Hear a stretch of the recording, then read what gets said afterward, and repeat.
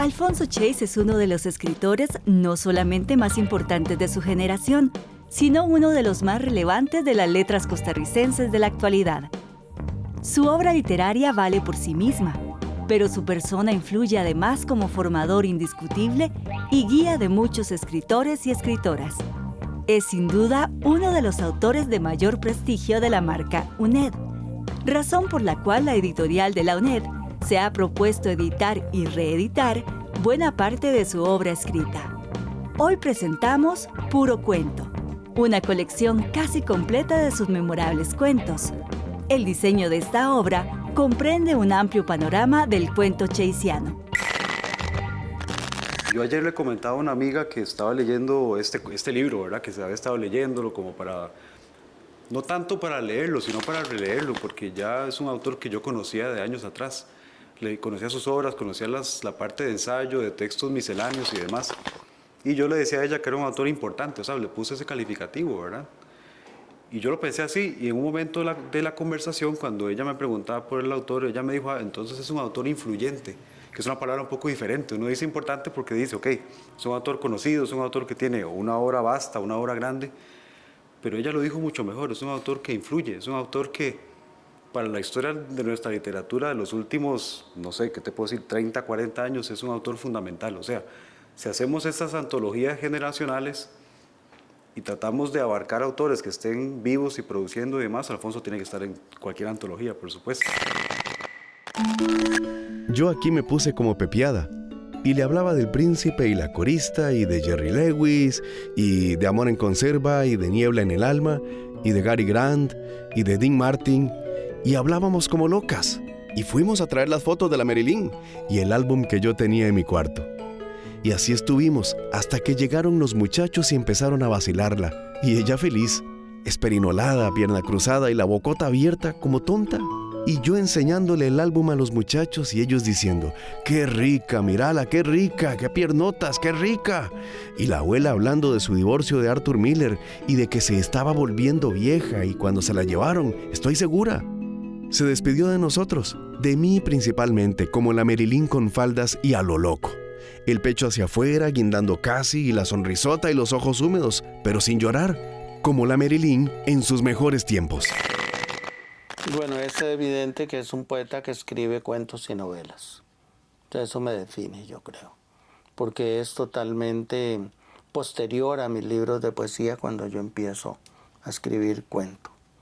Luego de grandes lecturas, como sobre todo los escritores rusos, ¿verdad? Chekhov, Babel, todos, Lermontov, que son los grandes, la influencia de mi papá en lecturas. Imposible escribir como semerendos clásicos, ¿verdad? Pero me interesó, para demostrar quién es Alfonso Chase, como usted plantea, los personajes que veía todos los días en los buses.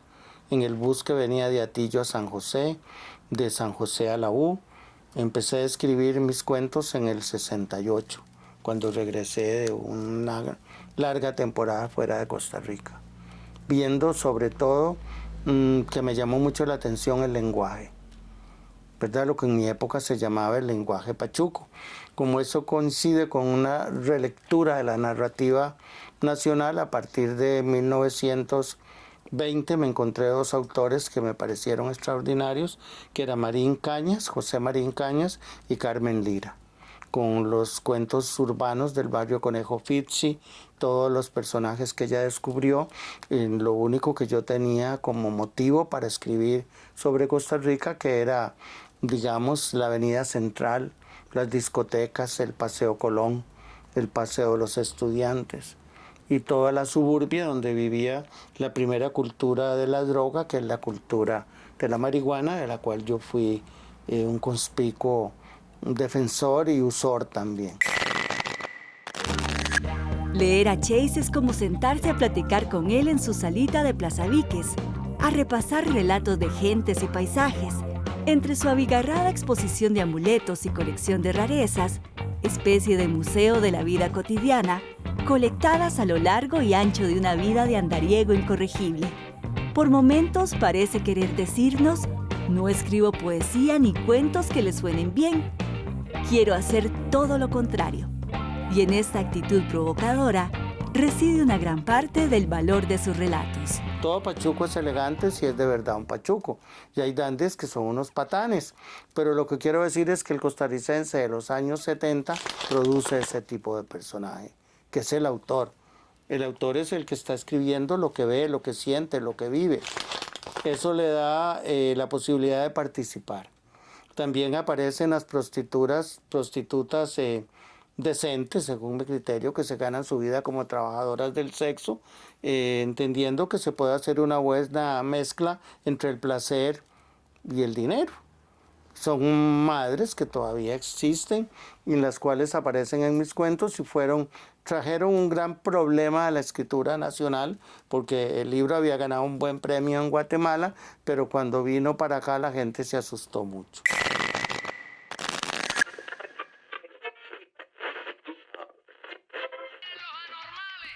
Yo siempre estoy en la esquina frente a Cativo. Allí también vendo lotería los domingos y tengo clientes fijos que me buscan para que les venda numeritos y a veces hasta dejo la lotería y me voy con alguno. Pero ya no me gusta esa vida. Los huilas se están haciendo grandes y va y me ven algún día y me daría vergüenza con ellos.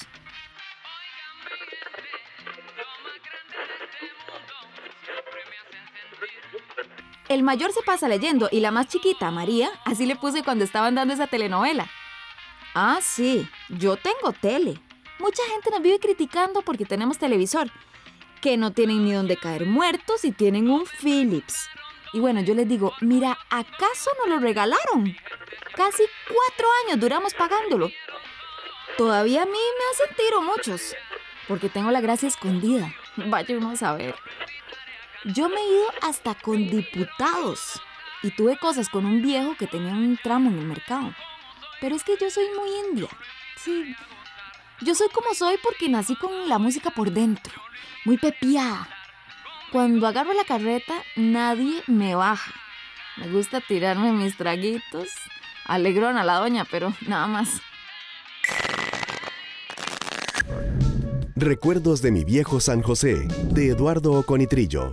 Con su acostumbrado estilo, Oconitrillo nos sumerge en un viaje nostálgico a la San José de nuestros antepasados. Mediante breves relatos y crónicas, ofrece una serie de cuadros que pintan la ciudad con colores únicos y especiales. Sus cuentos gozan de una excelente robustez estética. Pertenecen a la gran tradición del cuento escrito.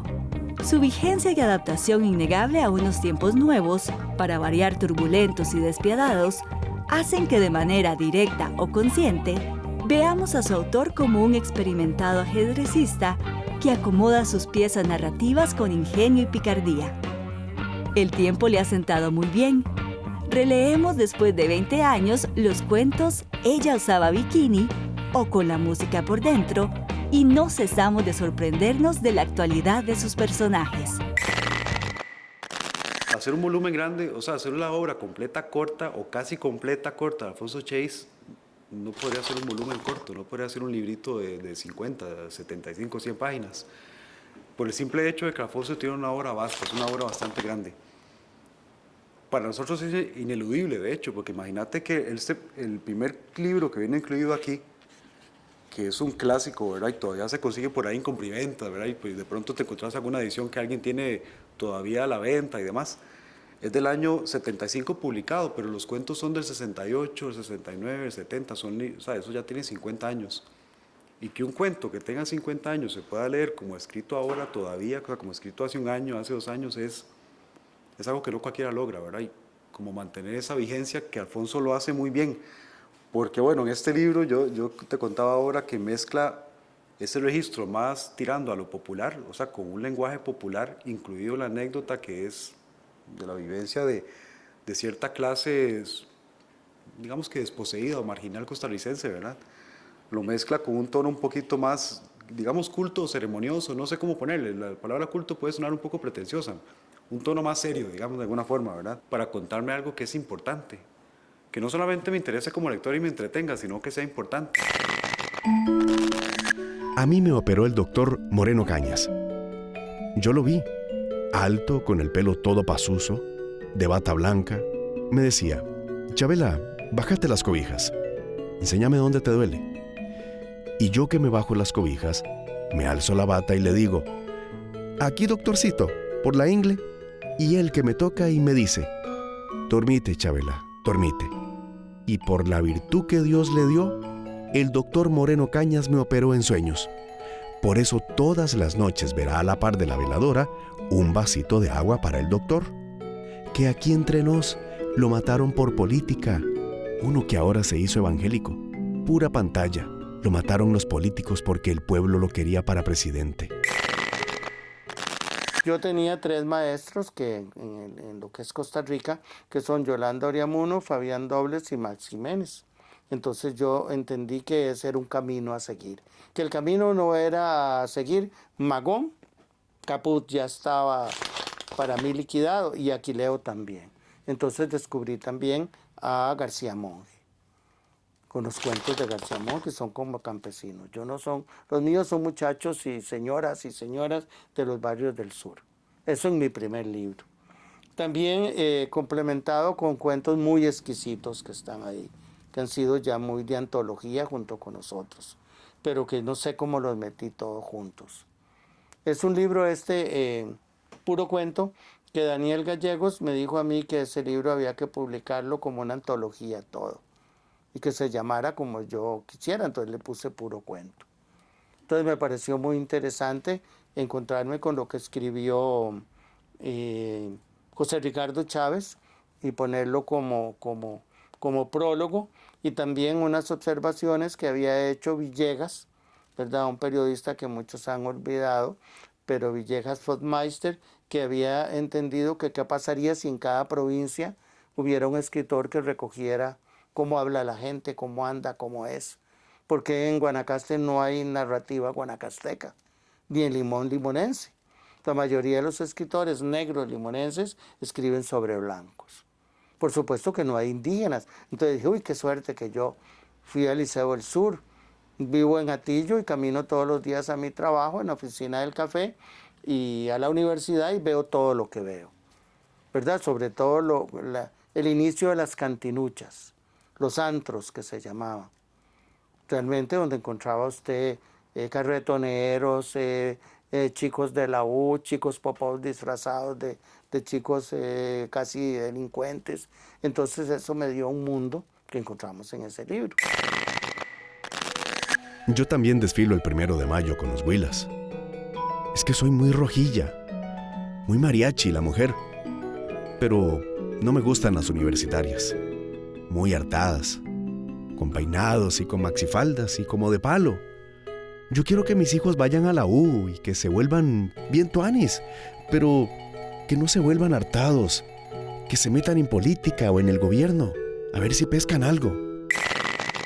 Ella era aparece en mis cuentos, Adelita González, una chica popov venida a menos que terminó peluquera y capaz de convertir a, ¿cómo le podría decir?, a Morticia en Daniela Romo. El hecho de que aparecen las peluquerías, no sé si usted, ya estamos hablando de finales de los 70. Antes se llamaba salón de belleza, ahora es peluquería donde se cuenta todo. ¿Qué es que se cuenta todo? Se cuenta que el marido hace malos negocios, que tal cosa, viste, qué raro, tal y tal, fulana de tal vende cocaína. Entonces empezó a eso. Es la primera vez que se cuenta cómo aparecen lo que podría ser, que está en el primer libro, Las muertes extrañas, el caso Chemis, el capitán Álvarez, Papalucho. Todo eso yo creo que fue un aporte importante. Yo no creo que sea Chekhov ni Tolstoy, pero de ahí viene. Sobre todo, uno escoge entre Tolstoy y Dostoyevsky. Yo siempre escogí Dostoyevsky. Memorias del submundo, todo ese mundo maravilloso. La editorial de la UNED ofrece una variada gama de libros que se pueden adquirir en distintos formatos, ya sea el libro de papel que se puede conseguir en las librerías de la UNED o los libros electrónicos a través de la plataforma ebooks.uned.ac.cr. Para el público que no desea leer en formatos electrónicos y que gusta de mantenerse en el papel y la tinta y no tener que ir hasta una librería física, hemos desarrollado la librería virtual. Actualmente la UNED Vende en línea la totalidad de su catálogo activo en papel, que son más de 1.500 libros en el sitio libreriavirtual.uned.ac.cr. Como todo comercio electrónico en Internet, la UNED ha implementado un servicio de entrega inmediata a través de correos de Costa Rica a todo el territorio nacional.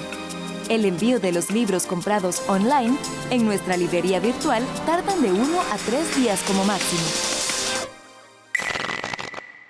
Tejedoras de sueños versus realidad. Cuentos sobre mujeres para mujeres, de Rima de Balbona. Sueños truncados y pesadillas que se vuelven realidad son las dos posibilidades entre las que oscilan estos relatos tejidos por mujeres, personajes que son siempre fuertes, incluso cuando se trata de mujeres vulnerables u oprimidas. Entre muchas cosas, Puro Cuento nos hace pensar en la hipótesis del iceberg, esa conocida teoría de Hemingway, según la cual un cuento no es tanto lo que cuenta como lo que esconde. Es en las omisiones donde nuestros sentimientos reaccionan para completar, soñar y entender algo más de lo que ya entendimos, como en el hermoso cuento La lluvia, el silencio, la música. En el equilibrio, en la economía narrativa tan precisa, más allá de gestos naturales o espontáneos, con que Chase representa las realidades de sus cuentos, reside la posibilidad de que sus ficciones sean tan verdaderas. Ese primer libro que viene aquí, incluido, que es Mirar con Inocencia, a mí me llama mucho la atención porque tiene cuentos que cuando haces una pormenorización de la narrativa costarricense no puedes dejar por fuera. Digamos, con la música por dentro, es un clásico que está, me atrevo a decir, en cualquier antología contemporánea costarricense está incluido ese cuento, ¿verdad? Es un cuento que tiene ya sus añitos y que se lee como escrito en estos momentos, ¿verdad? Y este otro que vivimos en Onda, que es ese personaje, ¿verdad? Ese personaje que habla de esos estados de drogadicción, ¿verdad? Pero lo hace con una gracia, con un meterse de ese narrador en ese personaje, ¿verdad? Y describirnos a un personaje desposeído, un personaje marginal, que esa palabra para mí es muy importante, porque la marginalidad aparece inclusive en los últimos registros de Alfonso, por lo menos los que están compilados aquí, que serían estos de Cara de Santo, Uñas de Gato, que eso es el último libro, por lo menos publicado como volumen, ¿verdad? Que además incluye aquí, que son personajes, casi todos los personajes de este cuento ya no nos hablan de costarricenses en Costa Rica, sino de costarricenses o latinoamericanos en general en Estados Unidos. Muchos de ellos están de forma ilegal, y cuando están de forma más o menos legal, siempre son formas dudosas, porque el mismo personaje dice, bueno, yo estoy aquí en Nueva York, casi siempre están en Nueva York, y están haciendo trabajos raros. Hay muchos cuentos que son básicamente un monólogo. El personaje monologa en su alegría o en su desgracia. También hay cuentos que son cartas. Me interesan mucho las empleadas domésticas, la porta, sobre todo si son nicas. Las cartas de las portas están llenas de faltas de ortografía, pero un gran sentimiento y una visión de mundo. Con lo cual demuestra que a veces escribir bien no es escribir con ortografía ni gramática. ¿Verdad? Eso seguro me conduce a nunca ser ni siquiera candidato a la Academia Costarricense de la Lengua. Pero es que precisamente mi libro empieza también cuando se empiezan a hacer recolecciones de lenguajes más modernos a partir de los 60 en San José, urbanos. Muerto hasta cierto punto el diccionario de costarriqueñismos, surge el nuevo diccionario de costarriqueñismos, que es el que me toca a mí, que es la apertura hacia un lenguaje más abierto, más como somos los costarricenses. Yo antes de vivir con Ronald, tenía un chivo terrible. Era zapatero en Sagrada Familia y en las noches yo estaba siempre por el correo, dándole la vuelta a la cuadra, cuadreando, como digo yo, escurriéndomele de las perreras, y entonces él llegaba y ¿cuánto llevas? Y yo nunca le decía nada. Se metió de chivo conmigo, así porque así. Me cuadró como hablaba, muy filosófico, leía todo el día periódicos y como a las 3 se enrollaba uno y se ponía a clavar zapatos en el taller de un cuñado. Era muy considerado y tenía el cuarto lleno de recortes de viejas chingas y hasta un retrato de Fidel y otro del doctor. Era mariachi. ¿Verdad? La sensibilidad empieza con una frase que fue objeto de una polémica que yo tuve, que el pura vida no es de clavillazo. No, el pura vida es una frase que aparece en una película que se llama Easy Rider, ¿verdad? Que se dice pura vida. ¿Y cómo es tu vida? Pura vida. El costarricense cree que es pura vida, pero en el fondo sabe que es una desgracia. Ser costarricense es un privilegio, pero también es una obligación. Los personajes de mis cuentos son responsables de eso, pero por una cosa totalmente nueva que es el lenguaje, ¿verdad? Como habla, digamos, la prostituta. El lenguaje, pues no es que yo tenía que estar sentado en un burdel para oírlas hablar. En el mismo bus que yo iba para Atillo, a las 11 de la noche, iban las prostitutas con su gallo pinto que compraban para los chiquitos, en Sagrada, Barrio Cuba. Entonces eso me permitió a mí crearme a mí mismo un neologismo, un nuevo diccionario de costarriqueñismos de los años 70, 80, 90 y hasta la fecha, porque en lo que estoy escribiendo utilizo en La boca de los sicaritos, que me interesa mucho el sicario de 16 a 24 años, el nuevo lenguaje costarricense. Referido, es muy interesante, casi toda la muerte. Me explico, la muerte está más cerca de ellos que de mis personajes y héroes de los 70, 80, 90. También le consulté a Guillermo Fernández, a otra gente, a David Cruz, que pensaba de mis cuentos, porque nunca me decían, todo el mundo hablaba de mi poesía, pero no de mis cuentos.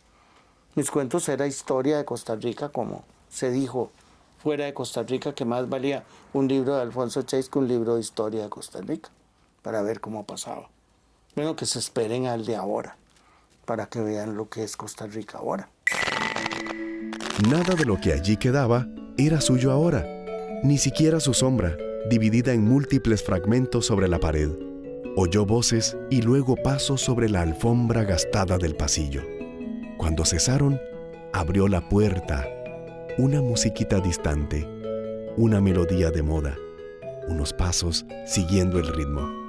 Se quedaron temblando sobre sus últimas palabras. La realidad de Atillo es ser de Atillo.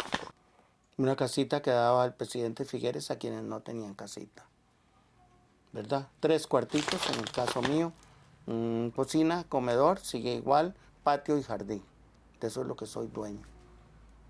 Y cumplo ya de ser atillense 60 años. Atillo 1, casa 206. Alameda 14, calle 42. Tengo sentido de mi pertenencia y nunca he querido tener otro tipo de casa. Ahí quepo. Más este apartamento que se fue hecho para huir de mis papás. Porque los quería mucho y uno no debe querer mucho a sus papás. Más de la cuenta. Se le montan. Un escritor siempre está un poco perdido. No sabemos cómo hacen lo que hacen. Pasan años creando universos ficticios, trabajando con el lenguaje y la imaginación. Es verdaderamente un acto de fe hacer literatura. Dejémonos echar el cuento, o sus cuentos, que son puro cuento, y desocultar ese mundo costarricense y profundo que se esconde en los relatos de Alfonso Chase.